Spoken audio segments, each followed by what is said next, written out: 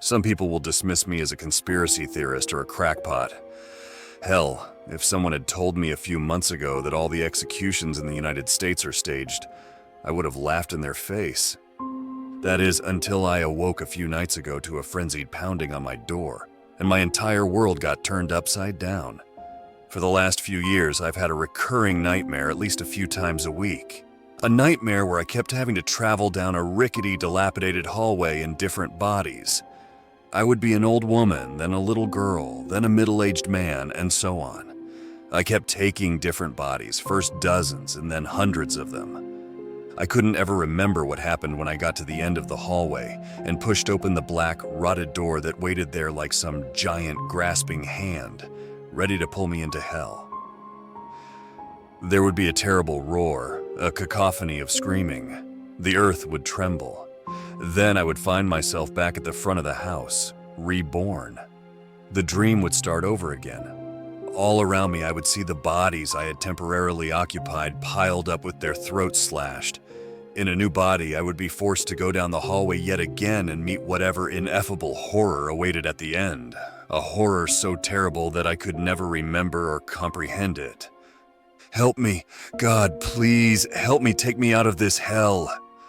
I cried in my dream, feeling as I rose up into white light at the end, yet still screaming in both my nightmare and in real life. There was a hard smash against the front door of my cabin. I jumped up in bed, sweating heavily. For a long moment, I thought I was still in the nightmare. I looked around my small, dim bedroom, expecting to see bodies stacked one on another like pieces of cordwood. They're right behind me. Please, for the love of God. The voice that had awakened me erupted into nonsense and racking sobs. Fully awake now, I jumped up and turned on the lights. The cabin I lived in was cramped and only meant for one person. It had a bedroom, a joint kitchen living room, and a bathroom. No one lived within 2 miles of me in any direction. I'd moved to the Texas desert for the privacy, after all. I didn't really like people that much. I ripped open the door and found a disheveled man standing there in bright orange coveralls. He had rivulets of blood streaming from what looked like a bullet hole in his shoulder. His gray, faded eyes were wide and filled with panicked tears. He had a face like a tired bulldog. All of the hair on his head had been shaved off except for his eyebrows and eyelashes. His white scalp gleamed like a freshly polished bowling ball. He stumbled past me, pushing me aside and slamming the door shut. The house shook with the force of it. I realized that he towered over me, and I wasn't exactly short. The man must have been nearly 7 feet tall. "Oh, thank God," he said, still weeping. He fell to his knees, grabbing my shirt in supplication, wringing the cloth between his large, calloused hands. A sense of panic rose through my chest. I wondered if I had inadvertently just let in a lunatic or a killer. I looked at his clothes closer. Stamped on the back in large black letters, I saw the acronym TDCJ. My heart turned into a block of ice as I recognized a prison uniform. "Hey there, stay back," I said in a trembling voice, backpedaling quickly from the kneeling man. I thought of my shotgun in the other room. Mentally, I kicked myself for not grabbing it. "It's not like that, man, really," he said, showing me his empty hands. "I'm supposed to be dead. They officially executed me last night. Look, you can check. Do you have a phone?" I reached for the phone in my pocket, deciding to dial the police. He jumped up and snatched it from my hands as quickly as a frog snatching a fly. I cried out in alarm, turning away to run back to the bedroom and lock myself inside. A large hand came down on my shoulder, squeezing it tightly within its iron grip. "I'm not dangerous, friend," he said. "I was falsely convicted just like a lot of others. They put me on death row and supposedly executed me last night. Look." He typed something on the phone quickly, pulling up a news article. Against my better judgment, I looked. "Texas man executed by lethal injection for 2012. Murder of his ex-girlfriend and her mother," it read. I saw the man's tired bulldog face looking back out at me from the phone screen. I froze, feeling very confused. I wondered if the man had somehow gotten a website to write up a fake news article. But why? Was this all some sort of prank? I gingerly took the phone back. The man gave it up without a struggle. I read the article, seeing the man's name, Donald G. I went back to Google and typed in his full name, finding dozens of other articles reporting his death by lethal injection, including some by international media outlets. I scratched my head. I don't get it. I said, "Wait, what is this? Why are you here?" The man looked nervously at the door. We don't have a lot of time," he responded in a raspy, tired voice. The bleeding from his shoulder had slowed to a trickle of dark, clotted blood. "Do you have a car?" "Of course I have a car," I said. "Then please take me out of here and I'll tell you everything on the way." I hesitated for a long moment. "Please, sir, I can guarantee you that you'll never hear another tale like it." "All right, but I'm taking my gun and my phone," I said. "If you try anything, I'll blow your fucking head off, understood?" The man nodded, resigned, still checking outside the front window every few moments with a growing sense of panic. Sighing, I extended my hand. "And by the way, my name's Roger." "I'm Donnie," he said, giving me an exhausted smile. We got in the car. I put the loaded shotgun between the driver's door and my seat, propping it straight up. Donnie got in the passenger seat, wincing. He grabbed at the bullet hole, breathing hard. His face turned chalk white and I thought he might vomit for a moment. "I have some Aleve in here," I said, reaching into the center console and handing him some pain relievers and a half bottle of water. I noticed with dismay that he was bleeding on my seat. Those stains would not be coming out anytime soon. I sighed. "Thanks," he grunted, taking 4 of them in one go. He chugged the water as I turned on the old Ford sedan, pulling out onto the empty desert road. Donnie continuously checked the rearview mirrors, but the road stayed deserted. I can't tell you all of it because that would take all night. I guess it all started when I got home late from work and got an unexpected call from my ex-girlfriend. I had dated Olivia for a few years. We had recently broken up, but we stayed on good terms. We still talked regularly and helped each other out.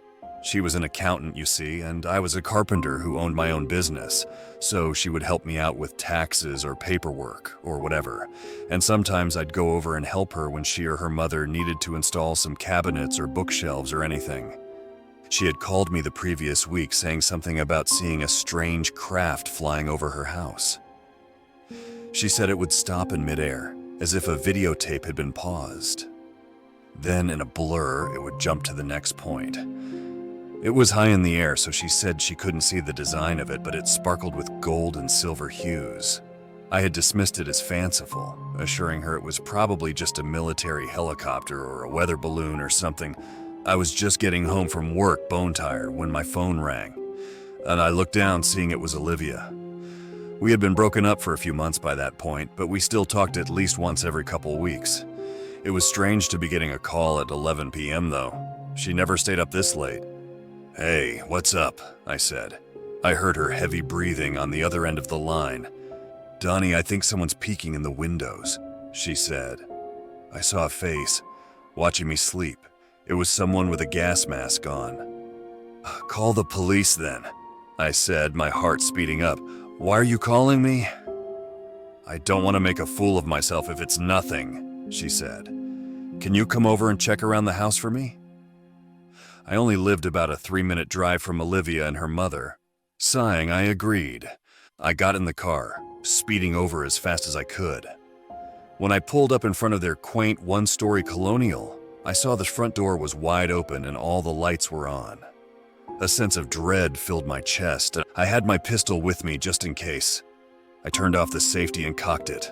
I heard chaos inside, something being thrown and glass shattering. A woman's scream shattered the rural Texas night. The crickets all went quiet as I sprinted into the house. Instantly, I could smell the blood, that coppery metallic smell that awakens something primal in the human heart. I knew it meant trouble. Waves of adrenaline smashed against the shore of my consciousness. Everything felt slowed down and unreal. My feet moved with their own mind. I walked forward, my breath seeming too loud, like a roaring cyclone in my ears. I found Olivia and her mother in the kitchen, their throats cut from ear to ear. The blood-stained butcher knife that had done the deed in so little time lay discarded on the floor like a broken toy. I knelt down over Olivia, seeing her sightless eyes staring blankly up at the ceiling.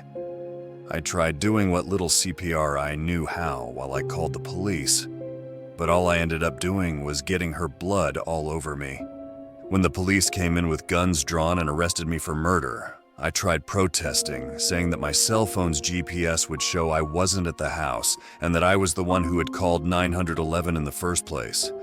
But none of that got entered into trial, and before I knew it, I was on death row and awaiting my final day. I talked to a lot of other people in prison. Lots of people claimed to be innocent, but something bothered me. It was the call I had gotten from Olivia the week before. Headlights flashed far behind us. I noticed a black car speeding up. I heard the revving of its powerful engine. "I think we've got company," I said, thinking first that it was the police. I was absolutely enthralled by Donnie's story, and while I still had my doubts about the veracity of it, the fact that the news media was apparently lying about his execution added some weight to his account. The car behind us accelerated fast and swerved into the wrong lane. It pulled up beside me, and that was when the sinking feeling started in my stomach. This wasn't the police. The dark tinted window rolled slowly down. I tried speeding up and braking, but whatever I did, it kept pace directly next to me. "Oh shit, it's them," Donnie said. A moment later, the back window shattered. Glass exploded all over the back seat. I swerved, horrified. Looking over, I saw the end of a rifle sticking out the open window of the black sedan. I gave the shotgun to Donnie while I tried to keep swerving and speeding ahead of the madman next to me. "Shoot them," I screamed. "It's loaded." He didn't hesitate. He rolled down his window and stuck his massive body out of the car. I heard the blast of the Benelli Nova echoing off the roof as if a cannon had gone off. A burst of fire erupted from the rifle, sticking out of the faceless black car, keeping pace with us. I saw their window explode inwards at the same time that my car swerved crazily to the left as the front driver's side tire blew apart. The wheels spun under my hands. I felt the car start to spin, drifting over into the other lane. With a tortured shriek of rending metal, the front of my car smashed into the black sedan, sending it careening off the side of the road into a pile of boulders, each of them 2 or 3 tall. I saw Donnie fly out of the window as the car spun. Then I smashed my head on the steering wheel and felt the world going black. From far away, I heard a car's engine giving tortured grinding sounds and loud ticking noises like some large mechanical heart with a fatal arrhythmia. I smelled transmission fluid and coolant, but I was too stunned to really comprehend what was happening. I inhaled deeply, and my vision came back slightly. Blood streamed from my nose and a gash across my forehead. I felt like I was looking through a tunnel, the bright colors of reality blurring around the edges. I don't know how long I sat there, hyperventilating and bleeding all over the steering wheel. Finally, I ripped off my seatbelt, stumbling out into the dark night. On the side of the road, I saw Donnie's mangled body. He was still breathing, choking on his own blood. It bubbled and frothed from his blue lips as he twitched and blinked rapidly, his hands clenching and unclenching, the knuckles white. His fingernails had begun to turn cyanotic and pale as a puddle of blood spread out from under his crushed body. His right leg looked totally shattered, and I saw pieces of sharp bone poking out through the skin. Laying a few feet away, I found my little 12-gauge Nova, a little scraped up but still in fine working order. Benelli has always been a solid company, and their guns hold up well under stress. Looking at Donnie made me feel sick to my stomach. I didn't even know the man, but no one deserved this. And to be honest, my gut had told me he was telling the truth when he told me his story. I hadn't noticed an ounce of deception in him. I picked up the shotgun, slamming another slug in the chamber as I walked over toward the black sedan, wondering what kind of human monsters I would find contained within. I looked in the shattered passenger side window under the dim moonlight streaming down from the cloudless sky. I could tell the passenger was dead as soon as I saw him. He had an exit wound the size of an orange on the left side of his skull.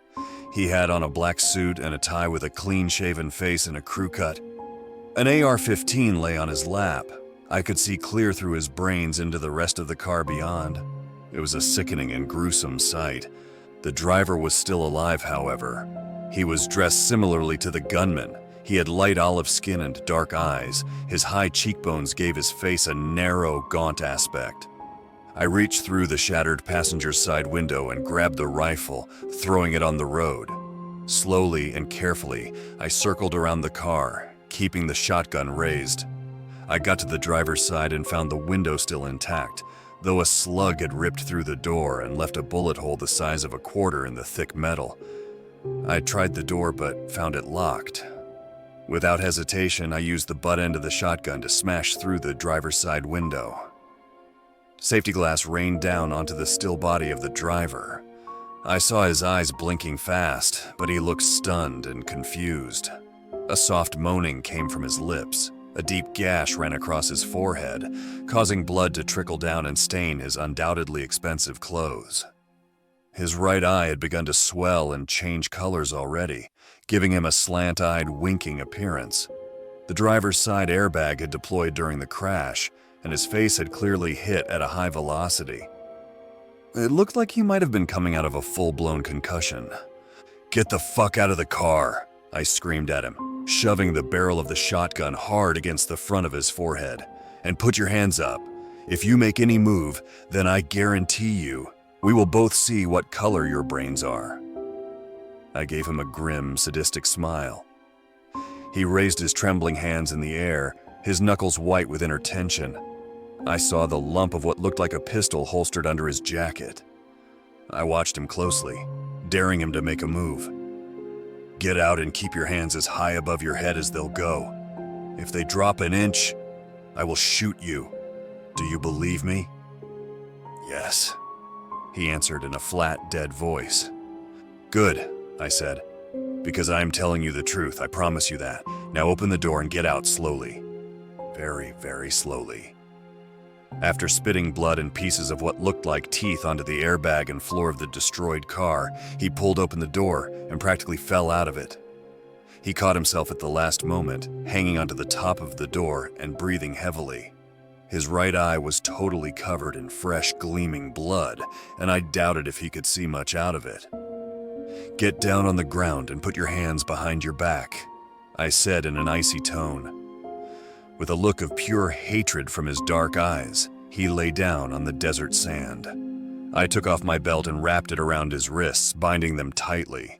Then I reached into his coat and pulled out a pistol. "A .45, I said, examining it. "Nice gun." "It's my work gun," he said, giving me a predatory smile. "At home, I wouldn't use such a small caliber, especially on scumbags like you and your friend." I shrugged. He wasn't actually my friend, just a total stranger who came to my house in the middle of the night, and like the good Samaritan I am, I helped him. "You're violating federal law by doing this," he spat at me. "You'll go to prison for the rest of your life." "Are you guys going to frame me like you did to Donnie?" I asked. "And then fake my execution too?" The agent went pale, the scowl on his face deepening. "I don't know what kind of conspiracy theorist bullshit you've been swallowing, friend, but everything you're saying sounds insane. I am a federal agent. You can check my pockets for my badge." "I don't give a shit what you are," I said. "As it stands, it looks like I have all the power and guns, and it looks like you have nothing. So what I want from you is the truth. You can tell me, or I can beat it out of you." I still felt sickened by what had happened to Donnie and his sudden death. I was not in a forgiving mood. And to be honest, violence never really bothered me much, even as a kid when I got into fights. A large part of it enjoys the thrill of it, the rush of beating a man into unconsciousness and hearing his nose crack under your fist. The man hesitated, wincing like a beaten dog. "Please, I really don't know what he began to say. Without hesitation, I brought my steel-toe boot back and kicked him in the ribs. I heard a few of them crack under the blow with a sound like snapping twigs. He screamed as more blood filled his mouth. He rolled onto his stomach, his eyes wide and wild like a panicked animal in a cage. It took him a little while to calm down, but when he did, I knelt close to his face and whispered, "What I want from you," I repeated slowly, "is the truth." Still spitting blood, his face looking like a package of raw hamburger, he nodded. I rolled him over so that he was sitting on the ground, his legs splayed out in front of him. "Why don't you start by telling me your name?" "I'm Agent Keys and, well, the truth is rather complicated," he said, his voice sounding nasally and strained through all of his injuries. I could tell it hurt him to breathe. "But I guess it boils down to this. Donnie's girl and her mother saw something that they weren't supposed to. Our surveillance picked up the craft, and cameras from the streets showed that those two were outside when it went overhead. Then we started listening to their calls, heard her telling Donnie about it, and our director insisted that we had to tie up the loose ends." "Why does it matter so much that she saw the craft?" I asked. "She not only saw the craft," he said, "she took a video of it on her phone. She didn't tell Donnie about that, but we were able to see it. You see, the craft isn't just some top-secret government plane or anything. It's a legitimate extraterrestrial craft, one being flown by the species that created humanity originally through genetic engineering. We usually call them the primes, after the notion of a prime mover." I laughed at that.